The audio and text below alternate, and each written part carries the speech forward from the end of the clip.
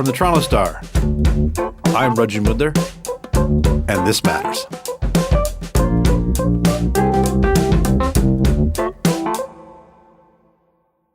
Skandaraj Navaratnam, Abdul Nazir Faizi, Surush Mahmoodi, Salim Essen, Andrew Kinsman, Allura Wells, and Tess Ritchie.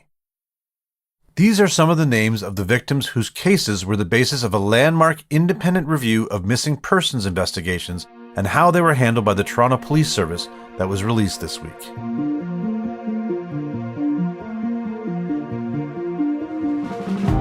Conducted by retired Judge Gloria Epstein, this massive review examines the systemic failures, biases, technological and procedural mistakes that the police force made, and comes with a raft of recommendations that will hopefully help them in the future, especially when dealing with racialized and marginalized communities. To discuss this, we are joined by Wendy Gillis, who is an award-winning member of our Crimes, Court, and Justice team at the Star. Earlier this week, she and the Star's Alicia Hashem were awarded the Landsberg Award, which is awarded to journalists who provide a greater profile to women's issues. So first, we say congratulations. Wendy is an excellent crime reporter who has been following several of these cases examined in this report on missing persons investigations for years.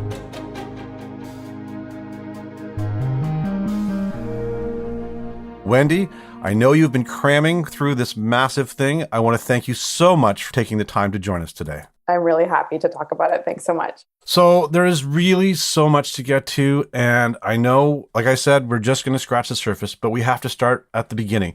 Tell us about this report. And we have to start off with the fact that it is massive. But what exactly did it look at? Yeah, Raju, it's about 1,200 pages. And that reflects, I think, what was an extremely thorough review that was done by retired Court of Appeal Justice Gloria Epstein and her team.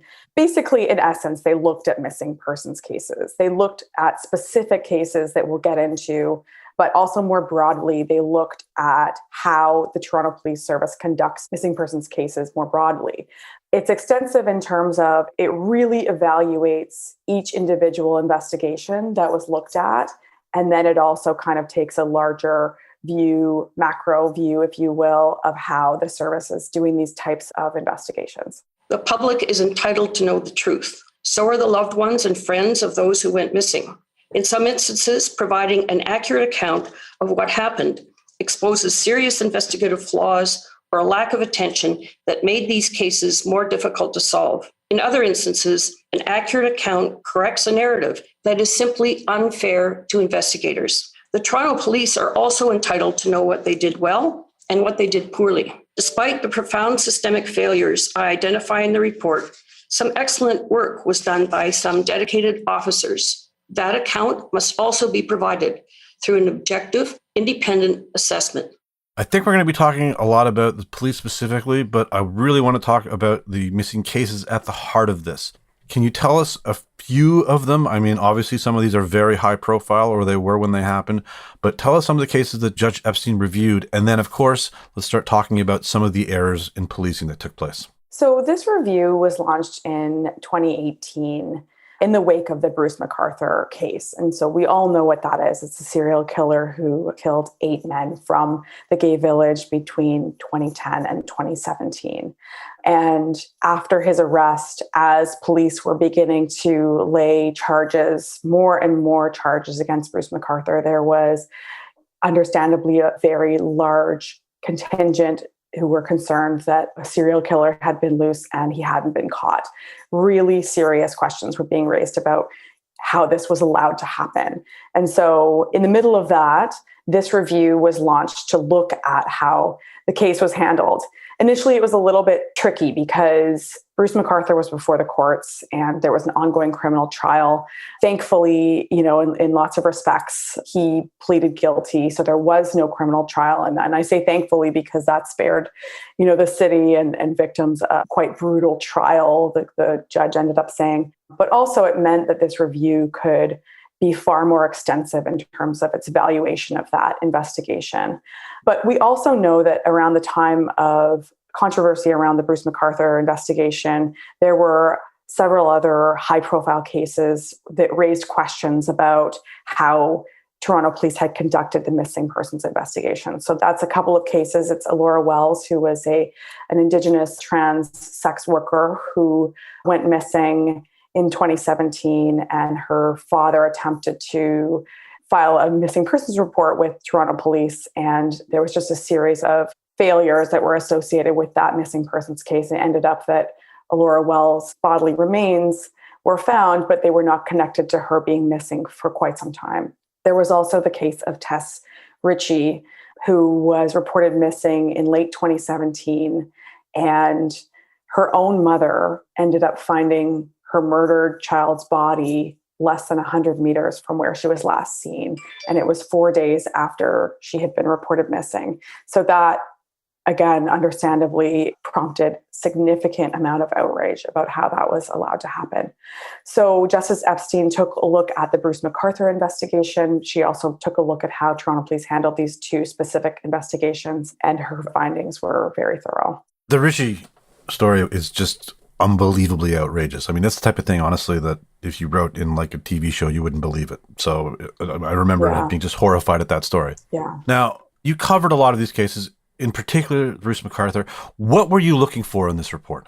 Yeah, good question. I was looking for, the specifics of how, in particular, the initial investigations were handled. As I mentioned, Bruce McArthur began his horrific killing spree in 2010.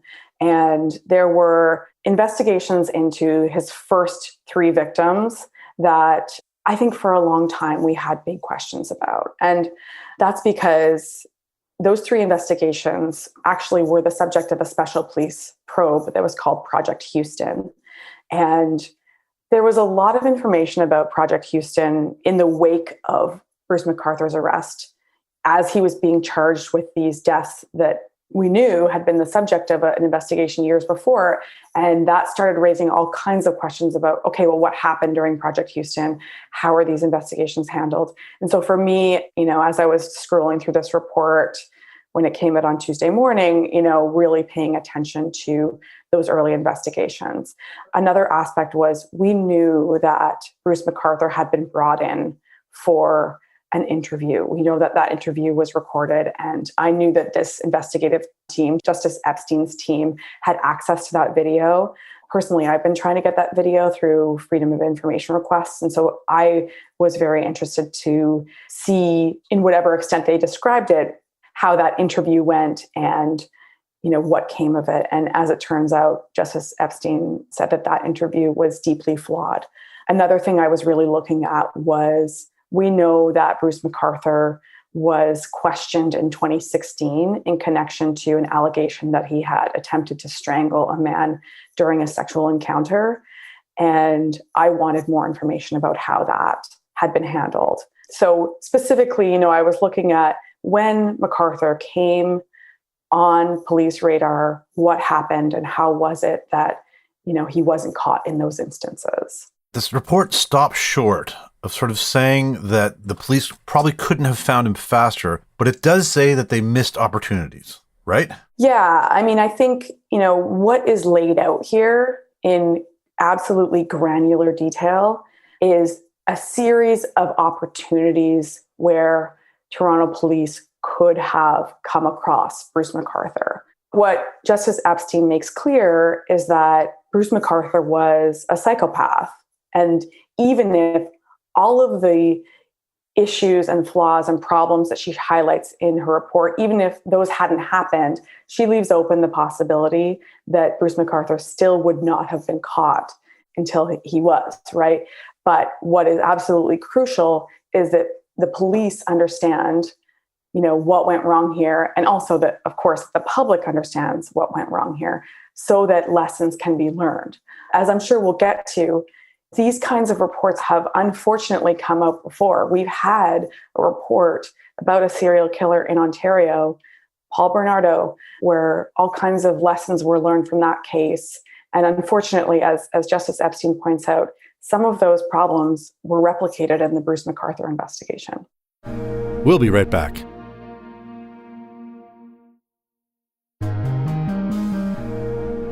What are the top line findings here? What did you learn? Yeah, the problems kind of fit into a couple of different categories. I think maybe it makes sense to just start with the biggest one, which is that Justice Epstein found that these kinds of investigations were not given the priority or the urgency that they needed. Not just the Bruce McArthur related investigations, but also just missing persons cases in general are not treated with the urgency that often they need. And what we have seen now is that that is to tragic end, right? I mean, there were all kinds of cases that she looked at where had the urgency been taken, then maybe there may have been a different outcome. So that's a big finding of hers in terms of just how the service has approached these kinds of investigations. So another major finding was that the investigators involved in some of these cases did not make use of available technology, and specifically organizational technology. I know that that sounds kind of boring and bureaucratic, but it's really very crucial. You know, as I was saying before, after Paul Bernardo, there were findings that police had not worked effectively with other police services in different jurisdictions. And so born out of that review was a whole new way of organizing and conducting investigations. And it's called major case management. And it's supposed to help police within an investigation work as effectively and in an organized way. But it's also supposed to promote collaboration with other police services and sharing of information, because that had been a major issue when it came to Paul Bernardo, is that nobody knew what other police services were doing or what information that they had. And unfortunately, that was a finding here. Because of that, there were a few really surprising aspects of this that when I was reading the report really shocked me. For example, when police came across Bruce McArthur's name, when they were able to determine back in 2013 that a man named Bruce McArthur was connected to two of the missing men who were the subject of Project Houston, and that was the first investigation into these missing men. They brought him in for an interview. As I said, the finding of the review was that interview was highly problematic in terms of, you know, they didn't prepare for it adequately. There wasn't a sufficient review of his history, which would have turned up the fact that in 2001, Bruce McArthur had attacked a man in the gay village and for a period of time had been banned from that part of town. That interview did not go well, but it happened to have elicited really important information, which was that as part of that interview, he actually provided information that showed that he was connected to all three missing men. But that significance was lost on the investigators at the time, Justice Epstein found. And not only did that happen, but that interview and Bruce McArthur's name were not sufficiently filed into that organizational system. And as a result, wasn't findable when Bruce McArthur's name came up again, for instance, in the context of the 2016 allegation of strangulation. So you can just start to see how really basic but important investigative steps were not taken to ensure that, you know, the work that was being done on these cases wasn't for naught, right? I mean, had some of this organizational work been done, it's possible that at a later date, Bruce McArthur's name would have been pinned to more of these cases and he potentially could have been caught sooner. What about the idea about stereotypes and lifestyles? Did that play a role? Yeah, I mean, Justice Epstein certainly found that the views of police as it concerned the LGBTQ community, essentially she found that sometimes this got in the way of their work and impeded the investigations. I think that that can be shown in a few different ways. She really highlighted the fact that sometimes these officers didn't lean on resources that were available to them. So that would have been maybe communicating more with the LGBTQ community, seeking out people who may have been able to help them with their investigations, who may have known the men, who may have been able to get the word out more, or even just using their own LGBTQ liaison officer. So that's someone who is a police officer, but who also has connections with the LGBTQ community and can be someone who can sort of bridge a gap that is too often there between the police and the LGBTQ community. And that was another big finding of this review, is that there exists, I mean, frankly, it is not surprising, but there exists still a very large gap in trust between police and LGBTQ community. That's for a variety of reasons. But unfortunately, even though they had someone who might be able to bridge that gap, in certain instances, they didn't use this. I know that Justice Epstein found that, it wasn't necessarily individual officers or, they had malicious intent, but it was more of a systemic discrimination that went on. I know this report has 151 recommendations, but what do you think are some of the really important ones? Yeah, there's a lot of recommendations. And I think that kind of, again, speaks to how thorough this review was. And I think unfortunately, how much work remains to be done. 151 recommendations is a lot if you read through them, they're very detailed. I'll highlight a few of them for you that I think are really crucial. Culture change. So as I mentioned off the hop, the findings here were that missing persons investigations are just not taken as seriously. And so I think if there was an overarching theme to many of her recommendations, it's that this has to change. There needs to be, a cultural shift where these investigations are respected, they're prioritized, and that there's a system in place that enables that. So a lot of those recommendations are, granular in terms of how that's going to happen. In the middle of this review, Toronto Police, to their credit, did create a missing persons unit. That's a whole other conversation, Raju, we could have about why Canada's largest municipal police service did not already have a missing persons unit. But after the Bruce McArthur case, they created one. But even then, Justice Epstein reviewed it and found deficiencies, including that it was just massively under-resourced, which again is another indication that these kinds of investigations were just not prioritized. So it had 4 investigators. She recommended that be doubled. The Toronto Police Service has agreed to do that. She recommended different ways to lean on, civilian officers or social supports that exist in the community to really help out with these kinds of investigations. And, she makes a series of recommendations about how Toronto Police need to change the way that they are managing these major cases. Getting back to what I was talking about that organizational system.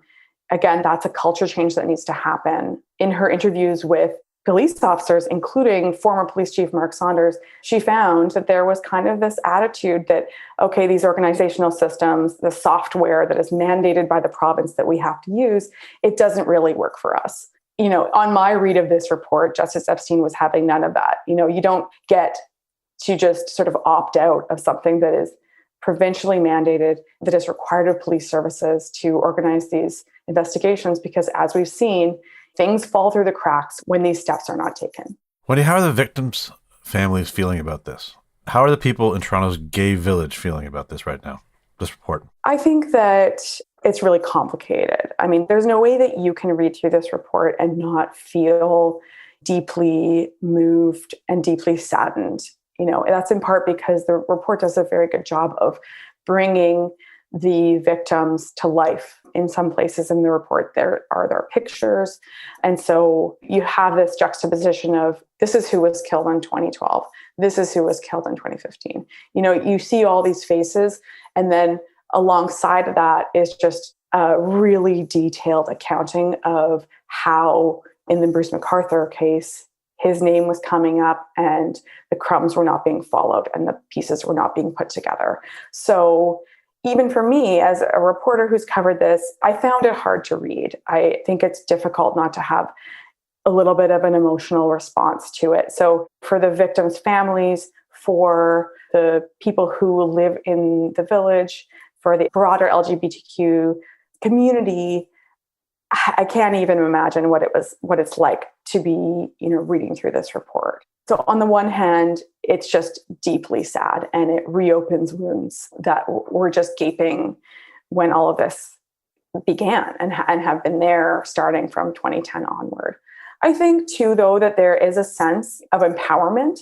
That this was a review that was really pushed for by members of the LGBTQ community. They were really active in terms of putting the pressure on the Toronto Police Service, the Toronto Police Services Board to have some kind of review, inquiry, something that was independent, that would take a good hard look at this investigation and, other missing persons investigations, shine the light on it and see what happened and be able to move forward.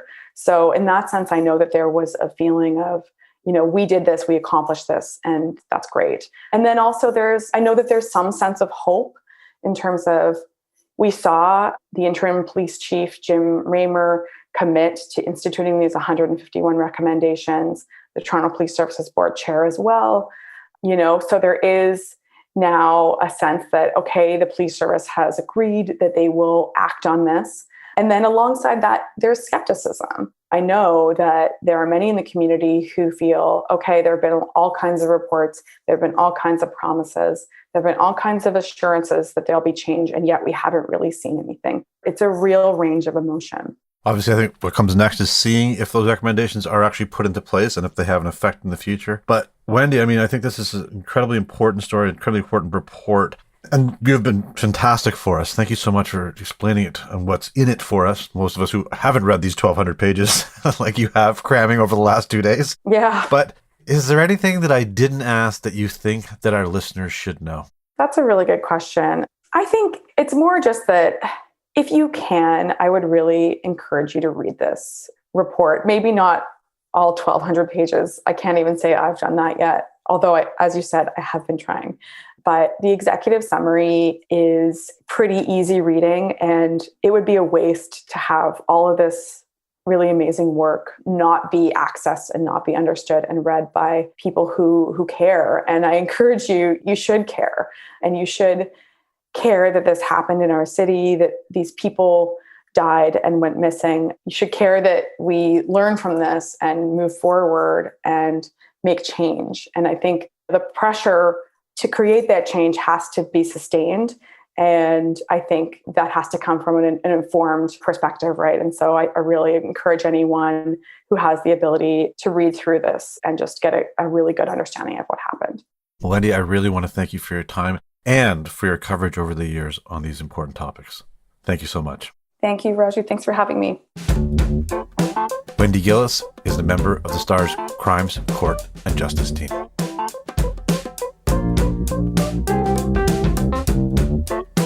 That's it for today. Thanks so much for joining us. This Matters is hosted and produced by me, Raju Buddler, Adrian Chung, and Saba Etisaz. Produced and mixed by Sean Pattenden, and our director of programming is JP Fozo. Our show theme music is by So Called, and our episode music is by Mike DeAngelis. We want to hear what stories matter to you. Please send us comments, questions, or ideas to thismatters@thestar.ca. Please consider supporting the journalism the Toronto Star newsroom does at thestar.com. And don't forget to subscribe to This Matters on Apple Podcasts, Spotify, or wherever you listen to your favorite podcasts. Let's talk soon.